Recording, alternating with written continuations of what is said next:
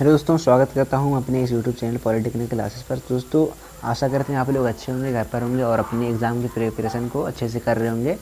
तो दोस्तों, आज की इस वीडियो में हम polytechnic second semester electrical engineering या फिर इलेक्ट्रॉनिक्स या फिर अदर ब्रांच के जितने भी स्टूडेंट हैं उनका जो सब्जेक्ट है एनालॉग इलेक्ट्रॉनिक्स, तो आज हम इसके चैप्टर नंबर 2, जैसा कि आपको पता है कि अर्धचालक डायोड यानी कि सेमीकंडक्टर डायोड का जो चैप्टर था, चैप्टर वाइज जो सीरीज चल रहा था हमारा ऑब्जेक्टिव टाइप क्वेश्चन का, आज हमारा जो इसका पार्ट क्या है, पार्ट 3 है। सेमीकंडक्टर डायोड का क्या है, पार्ट 3 है।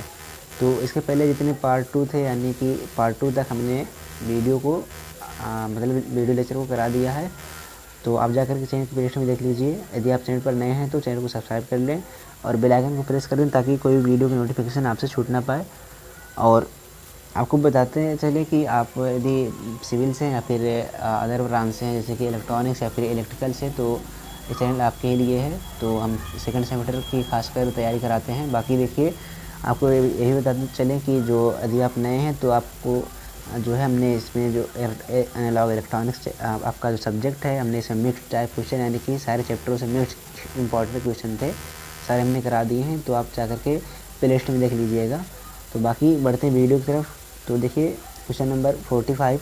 तो आज के इस वीडियो में हम जो है, जैसा कि हमने इसके पहले डायोड के बारे में बताया था पार्ट 1 में कि डायोड को लेकर के बताया था कि कितने प्रकार के डायोड होते हैं, उनसे जो इम्पोर्टेंट क्वेश्चन ऑब्जेक्टिव वाले बन रहे थे, हमने उसको बताया था। अब इसके बाद जो पार्ट 2 था उसमें हमने पूर्णतः निर्दिष्टकारी या फिर अर्ध निर्दिष्टकारी या फिर जो आपका फिल्टर था, फिल्टर युक्ति थी, तो उसको लेकर के हमने क्वेश्चन को सॉल्व किया था।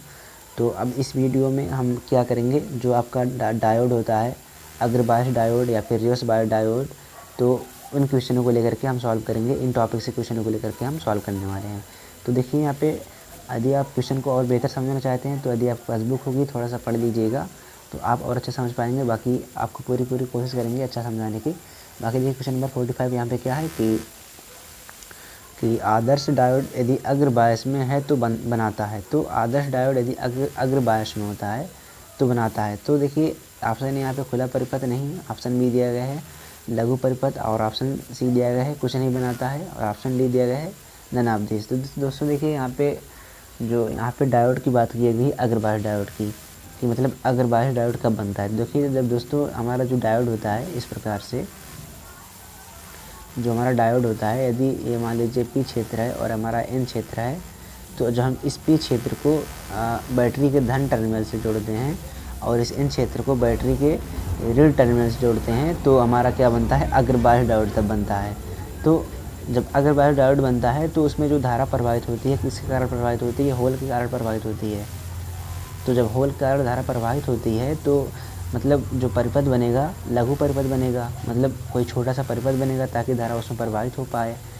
तो इसीलिए इसमें जो ऑप्शन बी क्या हो जाएगा, सही हो जाएगा। क्योंकि अगर देखिए कोई परिपथ नहीं बनेगा तो धारा प्रवाहित होगी नहीं, जबकि अग्रबाह्य में क्या होता है, होल के कारण धारा प्रवाहित होती है।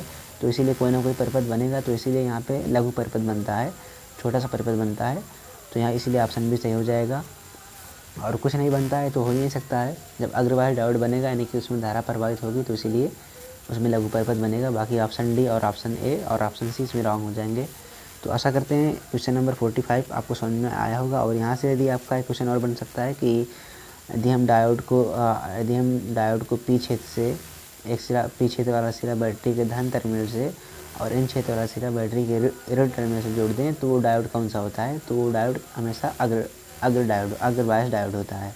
और इसी का अपोजिट अगर आपको बताएं कि यदि बैटरी के एन क्षेत्र को पी टर्मिनल से डायोड के एन क्षेत्र को पी टर्मिनल से बैटरी के अगर डायोड के हम एन क्षेत्र को जो है बैटरी के धन टर्मिनल से और पी क्षेत्र को बैटरी के ऋण टर्मिनल से जोड़ देंगे, तो उसमें धारा क्या है, रिवर्स धारा प्रवाहित होगी, यानी कि रिवर्स बायस डायोड बनेगा। तो यहाँ से दो क्वेश्चन आपके बन रहे हैं कि यदि जब धारा जो है बैटरी का एन टर्मिनल हम धन से जोड़ेंगे और पी वाला ऋण से जोड़ेंगे बैटरी के, तो हमारा रिवर्स बायस बनेगा। और जब हम पी वाले को धन से जोड़ेंगे और एन वाले को ऋण से जोड़ेंगे, तो आपका कौन सा बायस बनेगा, अग्र बायस बनेगा।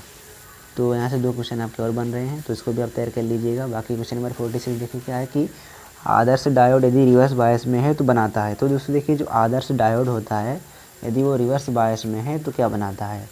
ऑप्शन ए बंद परिपथ, ऑप्शन बी खुला परिपथ, और ऑप्शन सी दीर्घ परिपथ, और ऑप्शन डी ननावदेश। तो दोस्तों देखिए यहाँ पे जो आदर्श डायोड यदि रिवर्स बायस में होता है तो वो हमेशा खुला परिपथ बनाता है। क्यों खुला परिपथ बनाता है? क्योंकि जो आदर्श डायोड होता है, जब यहाँ पे हम आपको बताएं कि रिवर्स बायस क्या होता है, पहले आपको ये बता दें। तो दोस्तों देखिए, यदि आप बैटरी के पी क्षेत्र को ऋण टर्मिनल से और एन क्षेत्र को धन टर्मिनल से जोड़ देंगे तो उस डायोड में क्या होगा, रिवर्स बायस डायोड मतलब बन जाएगा। उसमें जो धारा प्रवाहित होगी, रिवर्स धारा प्रवाहित होगी।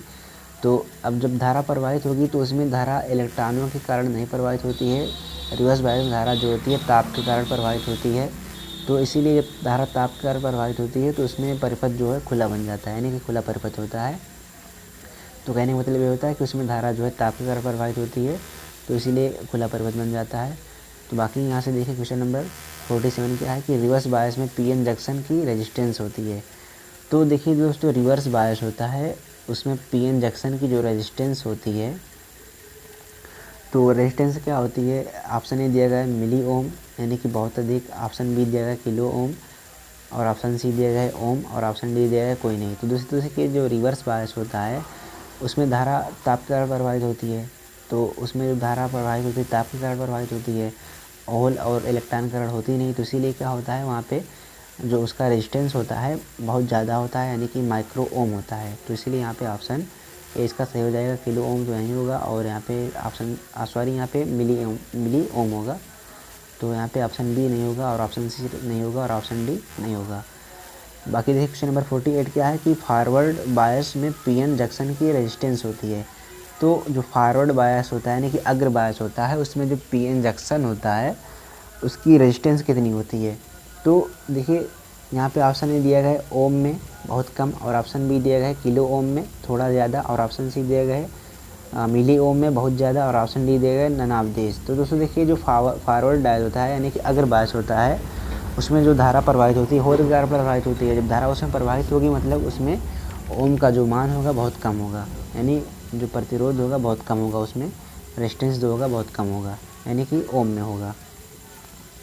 तो बाकी बढ़ते हैं क्वेश्चन नंबर 49 की तरफ। देखिए 49 क्या है कि डायोड की गतिज प्रतिरोध की गणना की जाती है। तो डायोड की गतिज प्रतिरोध की जो हम गणना करते हैं, यहाँ पे फार्मूला दिया गया है। फार्मूला इंपॉर्टेंट है, फार्मूला भी आपको याद होना चाहिए, और इस फार्मूले पर कई सवाल पूछ लिए जाते हैं कभी कभी। तो अभी आपको क्वेश्चन भी हम बताएंगे। देखिए पहले फार्मूला देख लीजिए। ऑप्शन ए दिया गया है RF26N/IF मिली एम्पियर ओम। तो और ऑप्शन बी दिया गया है RF बराबर N/IF एम्पियर में, और यहाँ पे क्या दिया गया है, ओम दिया गया है। और यहाँ पे देखिए इसी वाला क्या है, RF बराबर √26N/IF मिली एम्पियर में ओम दिया गया है। और यहाँ पे देखिए ऑप्शन डी दिया गया है ननावदेश। तो दोस्तों देखिए यहाँ पे ऑप्शन ए इसका सही हो जाएगा, RF बराबर 26/IF मिली एम्पियर ओम, और ऑप्शन बी RF बराबर N/IF। तो यहाँ पे N/IF पे 26 होना चाहिए था, और यहाँ पे एम्पियर मिली एम्पियर होना चाहिए था, तब ये वाला भी सही होता है, जबकि ये वाला है नहीं, तो ये वाला रंग हो जाएगा, और ये वाला तो रूट में है, वाला ऐसे ही रंग हो जाएगा, और ऑप्शन डी तो होगा नहीं। तो देखिए यहाँ पे जो एन होता है वो डायोडों की संख्या होती है, और IF जो होता है डायोड में प्रवाहित होने वाली धारा होती है, जो कि हमारी मिली एम्पियर में होती है। तो ये जो हमारा होता है RF बराबर 26N/RF, IF बराबर IF मिली एम्पियर में इंटू ओम में। तो ये जो होता है RF बराबर डायोड का गतिज प्रतिरोध हमारा होता है। तो यहाँ जो IF होता है वो क्या होता है, डायोड में प्रवाहित होने वाली धारा होती है, और RF जो होता है यहाँ पे डायोड का प्रतिरोध होता है, और N जो होता है डायोडों की संख्या होती है। तो आशा करते हैं यहाँ तक समझ में आया होगा। बाकी देखिए क्वेश्चन नंबर 50 क्या है यहाँ पे कि जर्मेनियम, देख लीजिए यहाँ पे कि जर्मेनियम डायोड जो कि अग्र बायस में है, धारा का मान 13 मिली एम्पियर है, डायोड की गतिज प्रतिरोध ज्ञात कीजिए। तो एक जर्मेनियम डायोड है जो कि अग्र बायस में है, धारा का मान 13 मिली एम्पियर है, डायोड का गतिज प्रतिरोध ज्ञात करना है। तो गतिज प्रतिरोध का फार्मूला यहाँ पे है RF बराबर 26N/IF मिली एम्पियर में इंटू ओम। तो जो यहाँ पे IF जो दिया गया है, देखिए एक जर्मेनियम डायोड, तो N का वैल्यू यहाँ पे 1 दिया गया है, और धारा का मान यहाँ पे 13 एम्पियर दिया गया, यानी कि IF का मान 13 एम्पियर दिया गया। तो यहाँ पे यदि आप रखेंगे यहाँ पे मान 26 गुणे N का वैल्यू 1 और IF का वैल्यू 13, तो जब भाग देंगे तो 2 ओम आ जाएगा, 13 दूनी 26, यानी कि यहाँ पे ऑप्शन है सही हो जाएगा। बाकी option B, option C, option D wrong हो जाएंगे। बाकी क्वेश्चन नंबर यहाँ पे देखिए 51 क्या होता है कि जब P N junction forward bias में होता है तो तब कनेक्ट होता है, तो डॉट डॉट कनेक्ट होता है। देखिए जब पी एन जंक्शन हमारा फॉरवर्ड यानी कि अग्र बायस में होता है तब यहाँ पे जो पॉजिटिव टर्मिनल होता है नेगेटिव, पॉजिटिव टर्मिनल इन से तथा नेगेटिव टर्मिनल पी से, पॉजिटिव टर्मिनल इन से, पॉजिटिव टर्मिनल पी से तथा नेगेटिव टर्मिनल एन से, और पी वाई एन दोनों पॉजिटिव टर्मिनल से। Option D none of these. तो दोस्तों देखिए यहाँ पे जो ऑप्शन बी होगा पॉजिटिव टर्मिनल पी से तथा निगेटिव टर्मिनल एन से, जैसा कि हमने बताया था कि जब डायोड अग्र बायस में होता है तो उसके जो पॉजिटिव टर्मिनल होते हैं बैटरी के उसको हम पी छेद से जोड़ते हैं और जो निगेटिव टर्मिनल होते हैं उसको एन छेद से जोड़ते हैं। तो इसीलिए यहाँ पे ऑप्शन बी सही हो जाएगा। और यदि यहीं पे आपका पूछ लेता कि जब P N junction forward bias में ना होकर के यहाँ पे रिवर्स बायस पूछ लेता तो यहाँ पे ऑप्शन ए सही हो जाता, क्योंकि रिवर्स बायस में क्या होता है पॉजिटिव टर्मिनल जो बैटरी का होता है वो एन से जोड़ते हैं और नेगेटिव वाले को पी से जोड़ते हैं। तो यहाँ से जब रिवर्स होता है तो यहाँ पे ऑप्शन ए सही हो जाता है, जबकि फ़िलहाल यहाँ पे फॉरवर्ड है तो यहाँ पे ऑप्शन बी सही हो जाएगा। बाकी क्वेश्चन नंबर 53 देखें क्या है कि डायोड के अग्र बायस तथा रिवर्स बायस करने पर डिप्लेशन परत की चौड़ाई क्रमशः। तो दोस्तों देखिए क्वेश्चन समझ में आ रहा होगा कि यहाँ पे जो लिखा है कि डायोड के अग्र बायस तथा रिवर्स बायस करने पर डिप्लेशन परत की चौड़ाई होती है। तो ऑप्शन ए दिया गया घटती है, ऑप्शन बी दिया गया घटती है, बढ़ती है, ऑप्शन सी दिया गया बढ़ती है फिर घटती है, ऑप्शन डी दिया गया बढ़ती है। तो देखिए दोस्तों यहाँ पे जब क्या कहते हैं आपका जो डायोड होता है, जब अग्र बायस डायोड का जो डिप्लेशन परत होता है अग्र बायस डायोड की हम बात करें तो दोस्तों देखिए अग्र बायस डायोड में क्या होता है, अग्र बायस जो आपका डायोड होता है उसमें होल के कारण क्या होती है धारा प्रवाहित होती है। तो जब आपका जो डिप्लेशन परत होगी वो चौड़ाई क्या हो जाएगी, कम हो जाएगी। जब उसमें धारा प्रवाहित होगी तो जाहिर सी बात है चौड़ाई क्या हो जाएगी, डिप्लेशन परत की कम हो जाएगी, अवरोधक परत की चौड़ाई क्या हो जाएगी, कम हो जाएगी। और रिवर्स बायस में क्या होता है उसमें धारा प्रवाहित होती नहीं है, उसमें क्या होता है ऊष्मा के कारण धारा प्रवाहित होती है। तो इसमें क्या होता है डिप्लेशन परत की जो चौड़ाई होती है बढ़ जाती है। तो यहाँ से आपको इस क्वेश्चन को आंसर समझ में आया होगा। बाकी बढ़ते हैं क्वेश्चन नंबर 54 की ओर। क्या है कि लीकेज धारा का मान जर्मेनियम और सिलिकॉन के लिए होता है। तो जो लीकेज धारा का मान होता है जर्मेनियम और सिलिकॉन के लिए, यहाँ पे ऑप्शन को बताना है मिली एम्पियर तथा मिली एम्पियर में, और ऑप्शन बी दिया गया नैनो एम्पियर और यहाँ पे माइक्रो एम्पियर में। ऑप्शन सी दिया गया है न्यू एम्पियर था मिली एम्पियर में। ऑप्शन डी दिया गया है न्यू एम्पियर था न्यू एम्पियर में। तो देखिए दोस्तों यहाँ पे जर्मेनियम और सिलिकॉन का जो लीकेज धारा का मान होता है वो न्यू एम्पियर तथा मिली एम्पियर में होता है। यानी कि जर्मेनियम का क्या होता है न्यू एम्पियर होता है और सिलिकॉन का क्या होता है माइक्रो एम्पियर होता है। तो यहाँ से इस क्वेश्चन का आंसर आपको समझ में आया होगा। बाकी यहाँ पे देखते हैं 55